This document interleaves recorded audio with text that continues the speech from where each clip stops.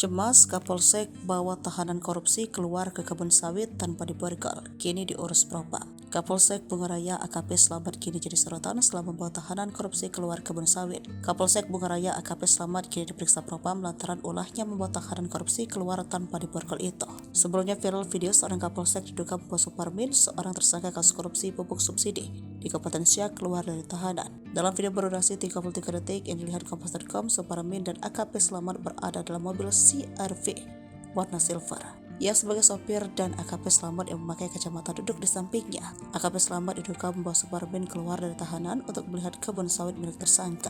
Ia merupakan tahanan kasus dugaan korupsi penyalahgunaan pupuk subsidi di Kabupaten Siak. AKP Slamet mengakui membawa Suparmin tersangka kasus korupsi pupuk subsidi di Kabupaten Siak keluar dari tahanan. Slamet mengatakan dia membawa Suparmin untuk berobat karena melihat Suparmin lemas dan stres Sabtu 14 Oktober 2023. Adapun Suparmin merupakan tahanan titipan Kejari Siak. Dalam perjalanan kembali menuju Bungaraya, tahanan tersebut minta tolong ke Slamet singgah sebentar ke kebun di Kampung Rawang Air Putih, Kecamatan Siak. Slamet mengabulkan permintaan itu. Slamet juga mengaku tidak meminta izin ke siapapun saat membawa tahanan tersebut keluar. Terpisah, Kapolres Siak AKBP Asep Sujarwadi mengatakan, jika Kapolsek Bungaraya kini telah dalam pemeriksaan propam.